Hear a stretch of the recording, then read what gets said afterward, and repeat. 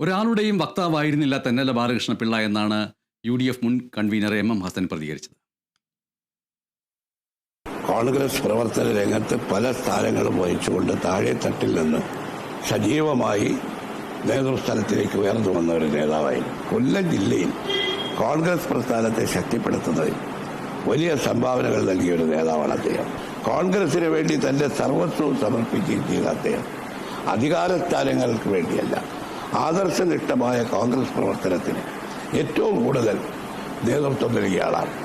കളങ്കമില്ലാത്ത ഒരു പൊതുജീവിതം, ആദർശനിഷ്ഠമായ ഒരു പൊതുജീവിതം നയിച്ച തെന്നല സാർ തീർച്ചയായിട്ടും നമ്മുടെ പൊതുജീവിതത്തിന് അദ്ദേഹത്തിന്റെ നഷ്ടം വലിയൊരു നഷ്ടം തന്നെയാണ്. തെന്നല സാർ ആരുടെയും ഒരു അനുയായിയോ ആരുടെയും ഒരു വക്താവായിട്ട് ഒരിക്കലും കോൺഗ്രസ് രാഷ്ട്രീയത്തിൽ അറിയപ്പെട്ടിരുന്നില്ല.